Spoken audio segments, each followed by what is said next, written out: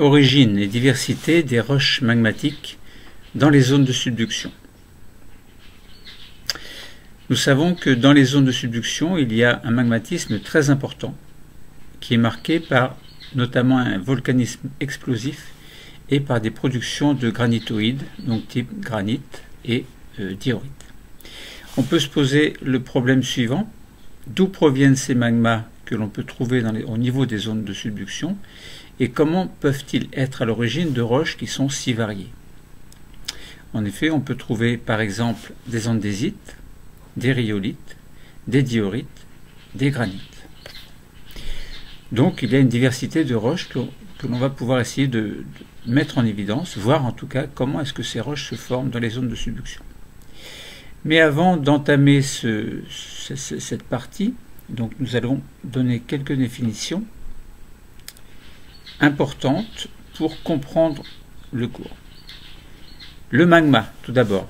Le magma, c'est... Alors, lorsqu'une roche solide des profondeurs entre en fusion, on l'appelle magma. Sa température est supérieure à 600 degrés et cette roche en fusion est constituée d'un liquide plus ou moins riche en silice. Ce liquide contient des gaz dissous et éventuellement des cristaux, soit déjà présents avant la fusion, c'est-à-dire avant l'apparition du liquide, soit parce qu'il a commencé à cristalliser en refroidissant. En refroidissant, donc ce magma, donc cette roche en fusion, va donner des roches magmatiques. Ces roches magmatiques, elles peuvent être soit volcaniques, donc on aura une structure microlithique, ce sera le cas de l'andésite et de la rhyolite. Dans les zones de subduction, on trouvera surtout de l'andésite et de la rhyolite. Alors, ces roches magmatiques peuvent être également plutoniques, donc à structure grenue, et ce sera le cas de la diorite et du granit. La définition du magmatisme, c'est un ensemble de phénomènes qui sont liés à la genèse des magmas, au déplacement de ces magmas et à la cristallisation de ces magmas. Donc le magmatisme concerne bien trois phénomènes importants: leur genèse, leur déplacement et leur cristallisation. On parlera de cristallisation fractionnée. Alors ça veut dire quoi? Eh bien c'est une cristallisation progressive d'un magma au cours de son refroidissement, avec formation de cristaux différents au fil du temps, du fait de l'évolution de la composition chimique du magma. En effet, le liquide d'origine a une composition chimique précise ayant le potentiel pour donner, alors potentiel entre guillemets, pour donner plusieurs minéraux par cristallisation, mais si un premier minéral cristallise par abaissement de température, il va alors enlever une partie de la composition chimique au liquide d'origine. De ce fait, ce liquide d'origine ne possède plus la même composition chimique d'origine. C'est logique. Il garde le potentiel chimique pour donner les autres minéraux, sauf le premier, puisque ce premier minéral est déjà cristallisé. Et ainsi de suite pour les autres cristaux. Donc voilà ce que c'est la cristallisation fractionnée. Le solidus. Alors on a déjà parlé de solidus. Alors c'est une courbe séparant un domaine de pression et de température où une roche est à l'état solide d'un domaine où elle est à l'état de fusion partielle. Autrement dit, c'est une limite entre un domaine solide et un domaine solide liquide, où l'on a bien une fusion partielle d'un manteau solide. À noter que la partie liquide et la partie solide n'ont pas forcément la même composition chimique, donc que la cristallisation éventuelle ne donnera pas obligatoirement les cristaux d'origine. Ceci nous permet de comprendre que la cristallisation pourra être fractionnée, comme nous l'avons vu précédemment. Pour mieux comprendre, prenons le cas de l'eau qui est assez courant pour une pression constante que l'on va garder à 1 atmosphère. Donc ça veut dire que on fait varier la température, on pourrait faire varier la pression, mais là on va garder la pression à 1 atmosphère pour raisonner dans le cas de notre exemple concernant l'eau. Pour moins 0,1 degrés Celsius, l'eau est solide. D'ailleurs, elle est solide pour toutes les températures inférieures à 0 degrés Celsius. Pour plus 0,1 degré Celsius, l'eau est liquide. D'ailleurs, elle est liquide pour toutes les températures supérieures à 0 degré Celsius. Pour 0 degré Celsius, l'eau est à la fois solide et liquide. Ce 0 degré Celsius va correspondre au point de solidus pour une pression constante de 1 atmosphère. Voilà, donc c'est assez parlant. Pour les minéraux des roches, chaque minéral possède son propre point de fusion, solidus, c'est-à-dire le passage du solide au solide liquide, qui correspond aussi à son point de cristallisation, si on raisonne dans le sens inverse, c'est-à-dire passage du liquide solide au solide, et ceci à une pression donnée. Plusieurs minéraux de la croûte terrestre vont cristalliser à partir d'un magma, c'est-à-dire de la roche fondue. Dans un magma dont la température est supérieure à 1200 degrés Celsius, comme au niveau du manteau supérieur par exemple, les minéraux sont tous sous leur phase liquide. À la faveur d'une baisse de pression, ce magma monte dans la croûte terrestre et se refroidit progressivement. En supposant que l'on maintienne la pression constante, c'est-à-dire à un niveau constant dans la croûte, les minéraux vont cristalliser lorsqu'ils atteignent la température correspondant à leur limite liquide-solide, donc leur température de cristallisation. Comme cette limite n'est pas la même pour tous les minéraux, qui ne cristallisent pas tous en même temps, mais à tour de rôle, selon leur température de cristallisation propre, à mesure que ce magma refroidit. Lorsque la température du magma baisse de 1200 à 600 degrés Celsius, donc de 1200 degrés Celsius à 600 degrés Celsius, les minéraux dont la température de cristallisation est la plus élevée sont les premiers à cristalliser. Le premier minéral à cristalliser est l'olivine. Le deuxième minéral à cristalliser sera le pyroxène, et à ce stade de l'abaissement de température, le magma aura épuisé son stock en olivine. Le troisième minéral à cristalliser sera l'amphibole, le quatrième sera la biotite, puis le quartz, les feldspaths potassiques et la muscovite. On a donc une suite de cristallisation bien définie qui est contrôlée par la température. Là, on était bien passé, on passe bien de 1200 degrés Celsius à 600 degrés Celsius. Donc on a bien un refroidissement et on a bien une cristallisation fractionnée. Eh bien, cette cristallisation définie, contrôlée par la température, eh bien, on appelle cette suite une suite discontinue, puisqu'on a des minéraux qui apparaissent les uns après les autres. Parce qu'il s'agit, dans chaque cas, de minéraux distincts dont la composition, donc de composition et de structure cristalline distinctes. Il y a aussi une suite continue, donc c'est celle des feldspaths plagioclases. On dit une suite continue parce que la seule variable significative est la proportion de calcium par rapport au sodium. À l'extrémité chaude, entre guillemets, on a le plagioclase qui contient beaucoup de calcium, donc on dit que c'est le plagioclase calcique, que l'on appelle encore anorthite, et à l'extrémité froide, entre guillemets, on a le plagioclase qui contient beaucoup de sodium, autrement dit c'est le plagioclase sodique, que l'on appelle également albite. Alors entre les deux, évidemment, il y a tous les intermédiaires qui contiennent plus ou moins de calcium et plus ou moins de sodium. Cette suite de cristallisation discontinue et continue a été établie par Bowen en 1928. Elle demeure valide dans les grandes lignes, mais dans le détail, il y a des variations selon les conditions locales, comme par exemple les quantités d'eau dans les magmas ou de gaz, ou quantité de gaz. Ensuite, le liquidus. Le liquidus est une courbe séparant un domaine de pression et de température où une roche est à l'état liquide d'un domaine où elle est à l'état de cristallisation partielle. Autrement dit, c'est une limite entre un domaine liquide et un domaine liquide solide où l'on a bien une cristallisation de matière liquide. À noter que les cristaux formés ne sont pas forcément de même composition, que le liquide résiduel d'origine. Ceci nous permet aussi de comprendre, comme nous l'avons dit pour le solidus, que la cristallisation pourra être fractionnée. Que signifie coin du manteau? C'est une partie du manteau de la plaque chevauchante, donc celle qui est située au-dessus, située immédiatement au-dessus du plan de Vadati-Benioff, de la plaque subduite. Donc c'est celle qui est en dessous, c'est la plaque plongeante en fait.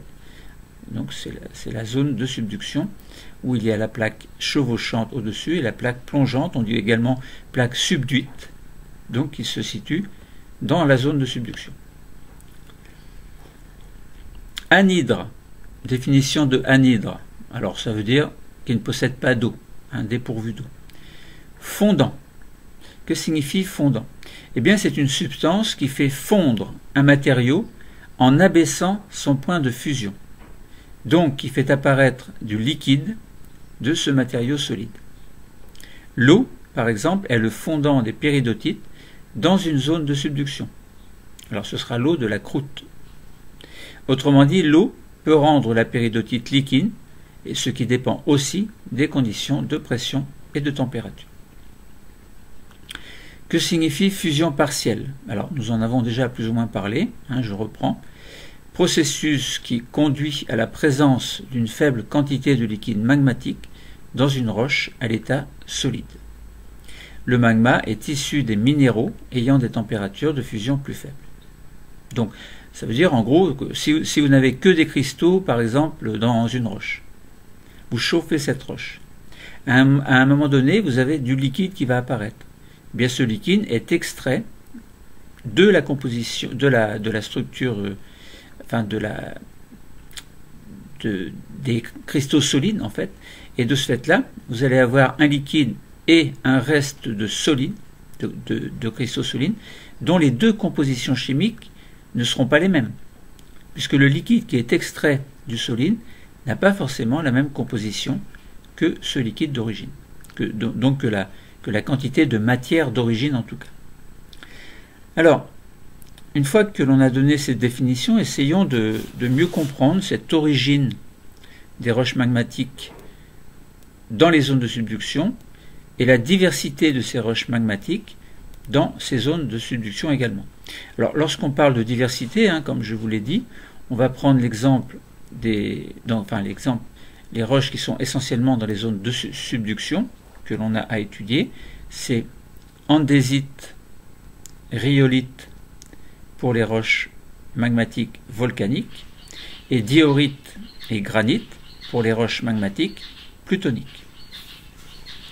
Alors, volcanique, c'est ce qui va arriver en surface et qui va avoir, donc c'est une roche qui aura une structure microlithique, tandis qu'en profondeur, c'est la roche qui va cristalliser entièrement, donc ce sont des plutons granitiques et dioritiques qui vont cristalliser entièrement, pour donner une roche de texture grenue. Alors, si vous regardez, donc, essayez de trouver un document montrant des magmas qui sont repérables par tomographie sismique. Vous avez une coupe avec, donc, représentant une lithosphère plongeante, donc une lithosphère océanique plongeante, avec la croûte océanique, bien entendu, qui est au-dessus, et la lithosphère, donc, qui contient la croûte et le manteau supérieur. Le manteau lithosphérique, on va dire. C'est pas tout à fait le manteau supérieur, parce que le manteau supérieur, c'est pas que le manteau lithosphérique. Mais disons que la partie supérieure du manteau supérieur correspond globalement au manteau lithosphérique. C'est-à-dire rigide, toute cette partie rigide. Et au-dessus de cette croûte, eh bien, on a la croûte continentale, avec en dessous la lithosphère, évidemment, qui contient donc ce coin de manteau lithosphérique continental. Bon. Donc voilà, donc les documents montrent, vous allez pouvoir trouver donc un document qui montre une tomographie sismique qui est réalisée à travers la zone de subduction. Par exemple, vous pouvez essayer au niveau du mont Kornagatake. Non, c'est pas comme ça qu'on prononce, c'est du japonais, c'est compliqué. Alors à chaque fois j'ai du mal à le dire. Kornagatake. Nagakate, corps Nagakate, voilà. Et donc vous avez d'un côté la mer du Japon et de l'autre côté l'océan Pacifique. Et vous avez la plaque plongeante. Et on s'aperçoit que, alors rappel tomographie, hein, c'est basé sur la vitesse des ondes. Lorsque la vitesse des ondes ralentit, lorsque l'on fait des mesures en tomographie sismique, ça veut dire que le matériel est plus chaud. Donc, ça veut dire moins dense. Eh bien, les ondes sismiques, elles ralentissent leur vitesse. C'est pour ça qu'on parle d'anomalie de vitesse, des ondes P, par exemple, ondes premières, qui sont des ondes sismiques, évidemment, hein, mais on se sert de cet outil onde sismique pour comprendre la structure du globe par ce que l'on appelle la tomographie sismique. Donc, on a des anomalies de température plus chaudes à l'amont, enfin à l'amont, pas à l'amont, mais à la verticale, à l'aplomb, on va dire, de ces volcans explosifs, par exemple le mont Kornagakate, à l'aplomb, et donc en arrivant jusqu'à la plaque plongeante, eh bien on a une anomalie négative. Ça veut dire que la vitesse des ondes ralentit, et ça veut bien dire qu'on a du matériel qui est plus chaud qu'ailleurs. Et au niveau de la plaque plongeante, on a une anomalie positive. Ça veut dire que les ondes sismiques vont accélérer leur vitesse du fait de la densité plus importante de cette plaque plongeante. Voilà. Donc c'est ce que vous révèle la tomographie sismique. Je résume. La plaque plongeante est froide. La vitesse des ondes sismiques augmente, c'est ce qui nous prouve que la plaque plongeante est froide.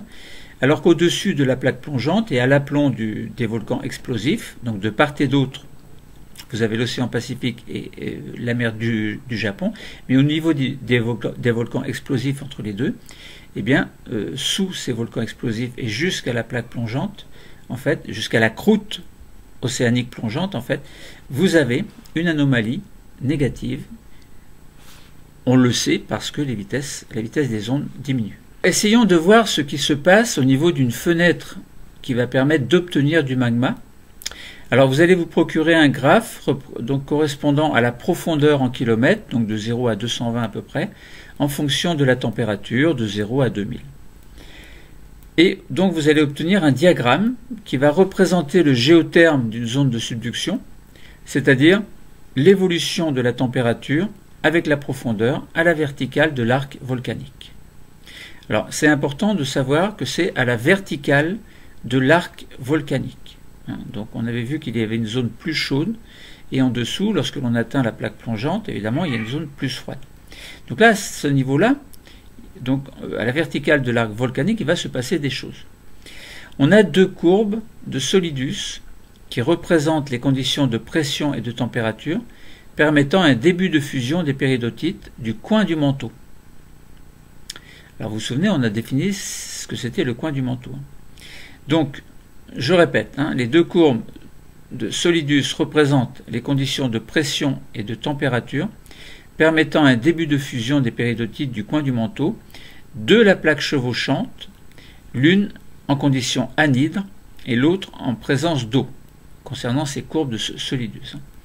Donc l'eau agit comme un fondant, c'est-à-dire que pour une même pression, la présence d'eau a pour effet d'abaisser la température de fusion des péridotites. Alors en effet, donc, vous avez bien dans ce diagramme donc, un solidus anhydre, c'est-à-dire qui ne contient pas d'eau, et un solidus hydraté.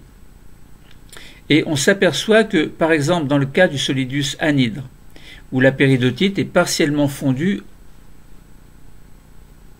en présence d'eau lorsque l'on va se situer au niveau du solidus hydraté, évidemment. Eh bien, si on prend pour une température, par exemple, si on veut un début de fusion, eh bien, il faut que l'on atteigne une température, alors pour une température de 1200 degrés, une profondeur à peu près de 80, enfin entre 60, on va dire, et 100 km. Donc à ce moment-là, on a bien une péridotite partiellement fondue en présence d'eau. Tandis que s'il n'y avait pas d'eau dans la péridotite, eh bien on aurait une péridotite partiellement fondue en absence d'eau, mais à ce moment-là, pour une même profondeur entre 60 et 100 degrés correspondant à la fusion parce qu'il y a de l'eau, eh bien là, il nous faudrait une température beaucoup plus importante, de 1400 à 1600 degrés à peu près. Donc vous voyez que l'hydratation, en fait, de cette péridotite partiellement fondue, en fait, donc dans cette fenêtre qui permet d'obtenir le magma, eh bien l'eau abaisse la température de fusion. C'est-à-dire qu'au lieu qu'on soit à 1500 à peu près, il suffit qu'on soit à 1200 et à ce moment-là, la péridotite va fondre. Partiellement, évidemment.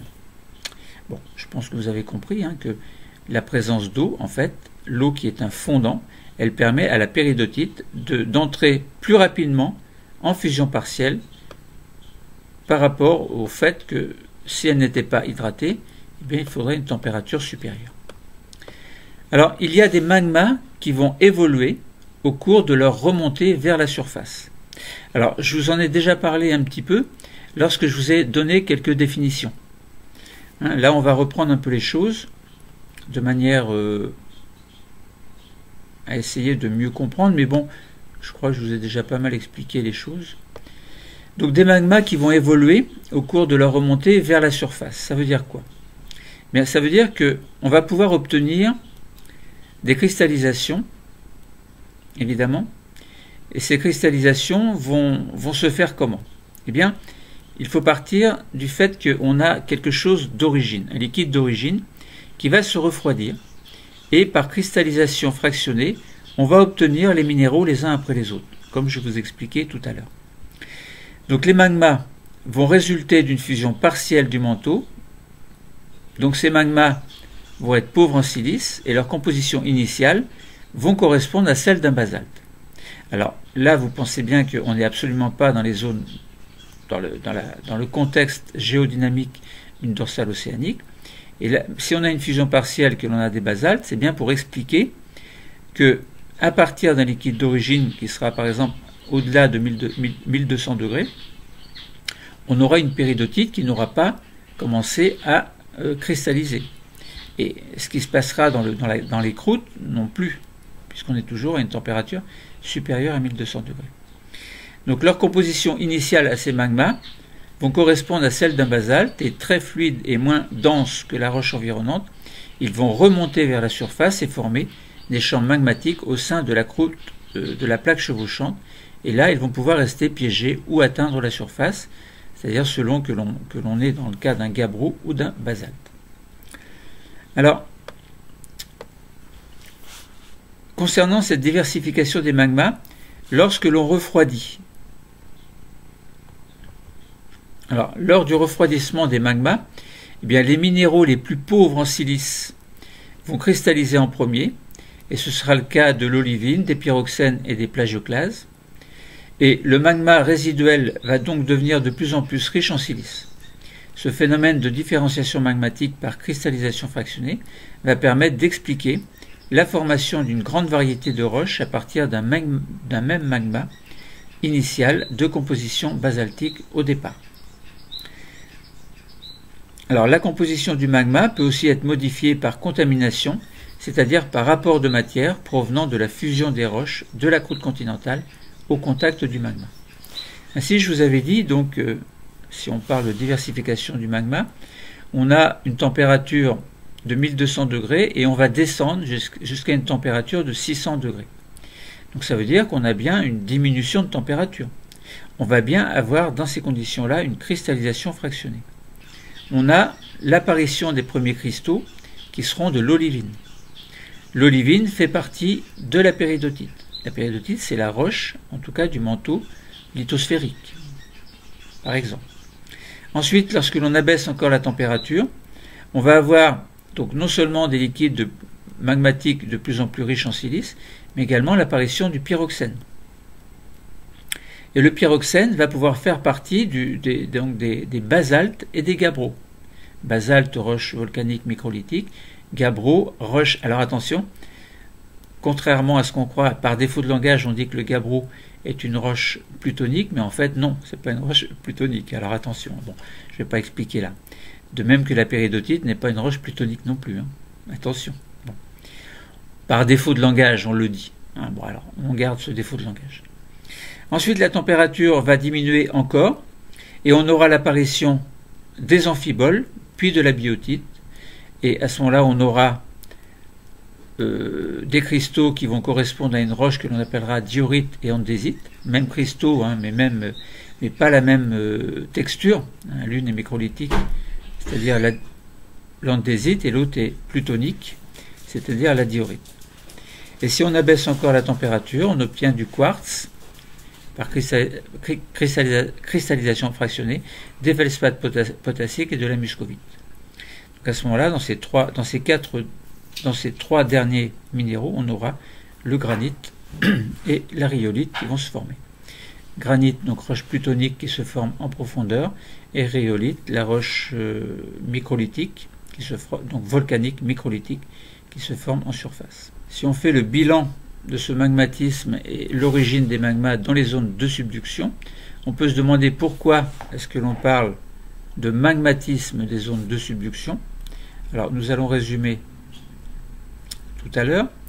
Là, ce que je voudrais, c'est vous donner quelques informations sur l'origine et la diversité des roches magmatiques, en passant par les connaissances que vous devez avoir et les capacités concernant cette partie du programme. Donc les zones de subduction sont le siège d'un magmatisme sur la plaque chevauchante. Le volcanisme est de type explosif et les roches mises en place montrent une diversité pétrologique. La pétrologie, c'est l'étude des roches, hein, mais également leur minéralogie qui atteste toujours de magmas riches en eau. Ces magmas sont issus de la fusion partielle du coin du manteau situé sous la plaque chevauchante. Ils peuvent s'exprimer en surface ou peuvent cristalliser en profondeur sous forme de massifs plutoniques. Ils peuvent subir également des modifications lors de leur ascension, ce qui explique la diversité des roches. La fusion partielle des péridotites est favorisée par l'hydratation du coin du manteau.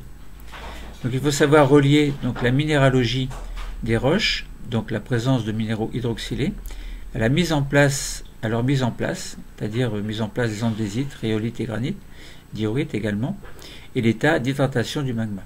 Il faut savoir utiliser le diagramme de phase des péridotites pour montrer les effets de l'hydratation. Donc on a bien présenté le magmatisme des zones de subduction et donc vous avez compris l'origine et vous pouvez expliquer la diversité des produits obtenus. Alors on avait montré également une tomographie sismique qui était détaillée, alors on avait pris l'exemple du Japon, qui met en évidence une anomalie négative de vitesse des ondes sismiques à la verticale de l'arc volcanique et sous le plan de Vadati-Benioff, caractéristique de la présence de matériaux chauds et donc de magma. On a vu également un diagramme pression-température classique permettant de mettre en évidence la fenêtre de production de magma par fusion des péridotites du coin du manteau de la plaque chevauchante. Donc ce document a pu faire apparaître la nécessité de la présence d'eau pour obtenir du magma et la température étant insuffisante pour atteindre le solidus de la péridotite anhydre. Donc on a eu une variété, on a compris qu'il y avait une variété de structures des roches magmatiques donc abordées dans un autre cours et on a pu expliquer que la diversité chimique des roches magmatiques, grâce au mécanisme de cristallisation fractionnée, était un un fait scientifique qui permettait de comprendre pourquoi les minéraux apparaissent les uns après les autres. Alors, bien entendu, vous pouvez faire des observations microscopiques en parallèle, soit sur Internet, soit avec votre enseignant. Alors, on a vu que, pour prendre un exemple, qu'un magma est produit entre 45 et 110 km de profondeur. Donc, ce qui correspond à une plage de profondeur pour laquelle le géotherme va dépasser le solidus de la péridotite hydratée. Dans ces conditions, la péridotite du coin du manteau chevauchant va entrer en fusion partielle. On a vu que le géotherme n'atteint pas le solidus anhydre, donc il fallait environ 1500 degrés à 100 km de profondeur, ce qui signifie que la fusion des péridotites ne peut pas avoir lieu en absence d'eau. Des conditions nécessaires à la fusion de la péridotite, c'est donc qu'il faut qu'il y ait un apport en eau qui va décaler le solidus de la péridotite vers des températures nettement plus basses, par exemple 850 degrés environ à 100 km de profondeur. Et lors de la remontée vers la surface, le magma va refroidir lentement et va subir une cristallisation fractionnée. Au fur et à mesure que les minéraux vont cristalliser, eh bien, la composition chimique du magma résiduel va changer. Ainsi, le même magma peut tout d'abord être à l'origine d'une diorite puis d'un granit, et de plus, la nature de la roche obtenue va dépendre également de la vitesse de refroidissement du magma.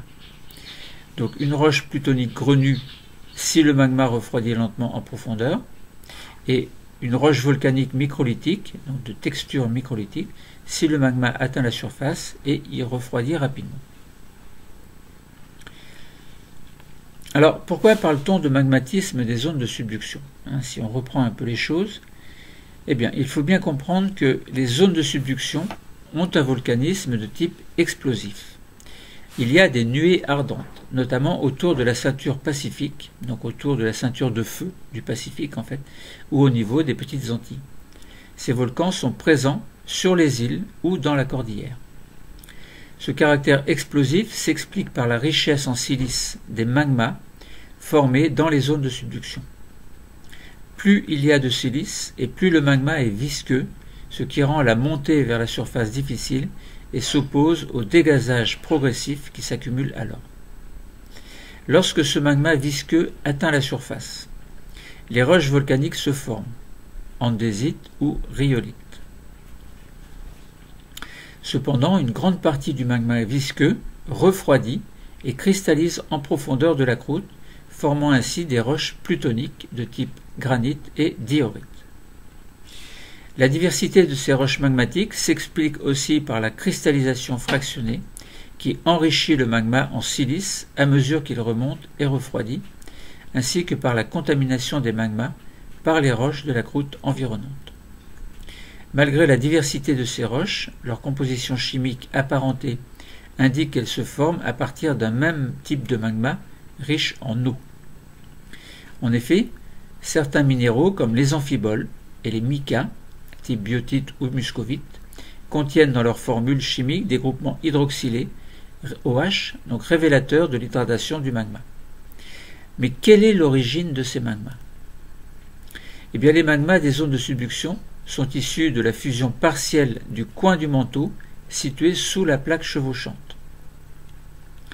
Il est étrange de constater que les températures qui règnent dans ces péridotites ne devraient pas permettre leur fusion partielle, mais en réalité, ces péridotites sont hydratées.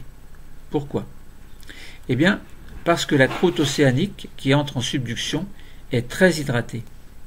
Souvenons-nous que les basaltes et les gabbros qui composent cette croûte ont été transformés par les circulations hydrothermales et sont devenus, de ce fait, des métabasaltes et métagabbros du faciès schiste vert, riche en minéraux hydroxylés, donc riche en eau. En s'enfonçant dans l'asténosphère plus chaude, la lithosphère océanique se réchauffe lentement tout en étant soumise à une pression croissante. Ce changement de faciès va déstabiliser les minéraux de la plaque plongeante, c'est-à-dire de la plaque subduite. Par conséquent, les minéraux vont réagir entre eux au cours de réactions de type métamorphique à l'état solide, et en conséquence de nouveaux minéraux caractéristiques des faciès schiste bleu puis éclogite vont se former.